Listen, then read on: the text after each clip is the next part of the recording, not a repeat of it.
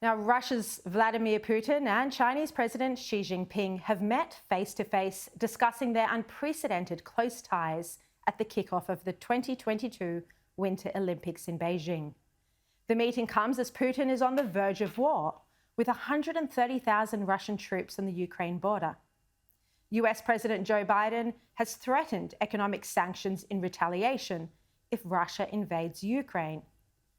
In inviting Putin to the Winter Olympics, China has ignored a ban imposed by the World Anti-Doping Agency on all Russian officials. This was over the doping at the Sochi Olympics. Now, as Greg Sheridan writes, this is a long way since Richard Nixon and Henry Kissinger co-opted the power of a rising China to hurt the Soviet Union. Putin and Xi Jinping are working together to weaken the West, and specifically the United States. The Global Times reports that Xi and Putin have met 30 times, 30, since 2013, having vodka, caviar, Russian ice cream, and celebrating each other's birthdays. I spoke with Assistant Minister for Defence Andrew Hastie about how alarming a summit between Xi and Putin is and how this could pose a threat for our global security. I think this summit was designed to increase the stakes with that dilemma, which is why it's so important that Australia here, under the Morrison government, continues to take a very active role in the Indo-Pacific region.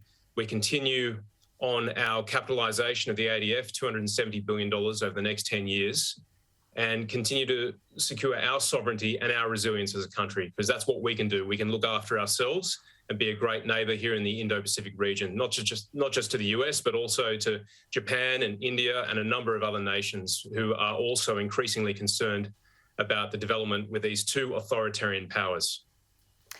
So much of our security in this region relies on the United States.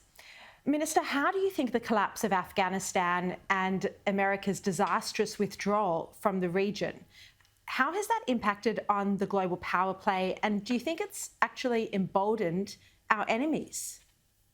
One thing I'll always say is that weakness is provocative. I think it's very true in politics. It's truer in geopolitics. And I think the somewhat disorderly withdrawal out of Afghanistan has emboldened authoritarian powers. And that's what we're seeing. And that's the new challenge for us. And we've really got to think things through. And so as we come into an election in May, the Australian people really have to consider who do they want at the helm of Australian government? Scott Morrison with a proven record in defending our sovereignty, or someone who's completely untested in a national security portfolio like Anthony Albanese. So the stakes are very high indeed. Look, you're right. There is enormous instability in our region as we go into an election campaign. And the Morrison government has been very strong, particularly with rhetoric and when it comes to standing up to China and Russia and our other adversaries. But a question remains, aside from rhetoric, how ready is our Defence Force right now to deal with this threat? Well, we're dealing with a legacy of underinvestment under the Rudd-Gillard-Rudd governments. They didn't commission a single ship, and they took defence spending to a percentage of GDP lower than 1938. So we're catching up. As Assistant Defence Minister, though, does it worry you that we're actually not ready right now, that all of this new investment that you speak of has really only kick-started in the past year or so? Well, it's been going on for a couple of years now. We're reviving our defence industrial base with investment in sovereign capability. But when we talk about new submarines, I mean, that could take a decade or 2 decades to be delivered. Yeah, building submarines is one of the most difficult things any nation state can do. It's exceptionally complex, and 10 years is not a long time when you're building and delivering submarines. And that's why it's so critical that we continue on with the task. And so far, I don't think Anthony Albanese has really demonstrated any resolve around AUKUS to keep it going. I don't think he even appreciates the strategic realities that are shaping our region.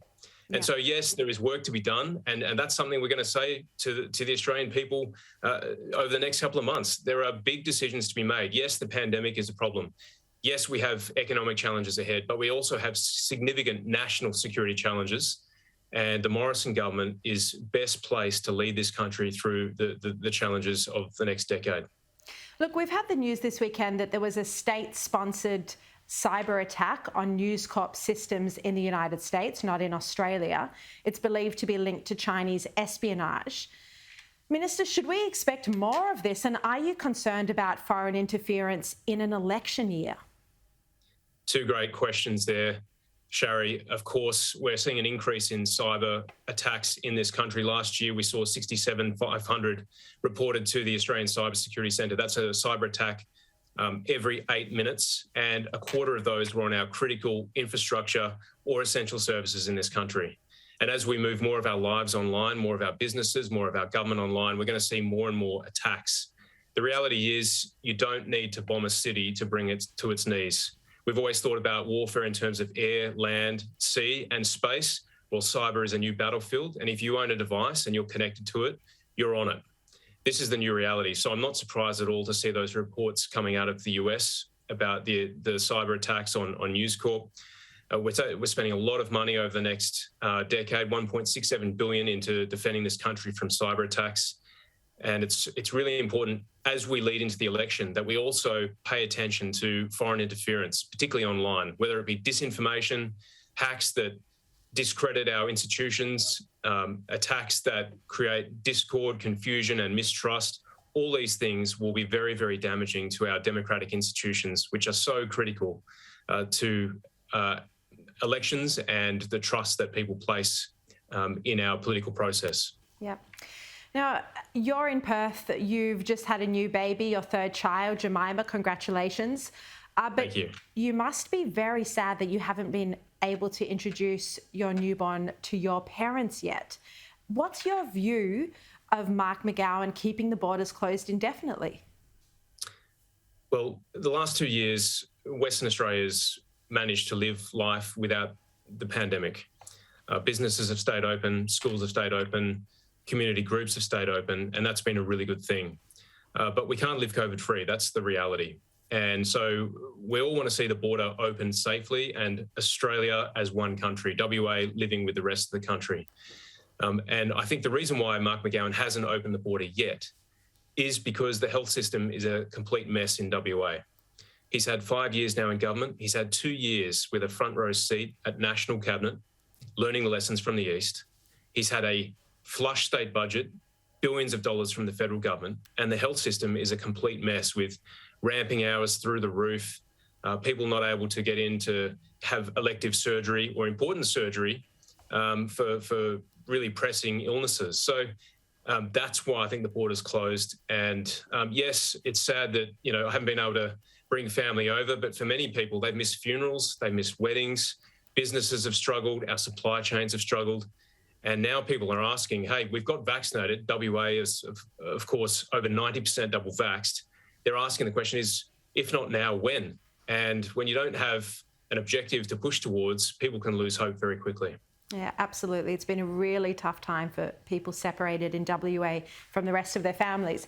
Just finally, Minister, I have to ask you about the two text message exchanges that have surfaced where the Prime Minister has been given a damning character assassination by his own colleagues, the latest, of course, Barnaby Joyce. Do you think that this text characterisation reflects Morrison's nature? Is he a liar and a hypocrite? Well, no. And I think Barnaby Joyce was right to apologise to the PM. And I think so genuine was he that he offered his resignation as Deputy Prime Minister. That's very significant. And that says how heartfelt and sincere his apology was. The Prime Minister accepted it and just wants to crack on with running the country. Now, politics is a tough game. Shari, you've covered it for a long time. You know how tough it is. And we can often vent on text. I think we're all guilty of sending a text in haste without thinking about it. None of us expect our text to go public. I actually think of Abraham Lincoln during the Civil War, who wrote a number of letters. And before he sent them, he stashed them in his desk and slept on them. We have those letters on the public record because they were never sent after reflecting on it overnight. We don't reflect. Technology today does not encourage us to reflect before we fire off a text, a tweet, or a post online. And so I think we can give people a little bit of latitude regarding these texts. And that was Andrew Hastie, the Assistant Defence Minister.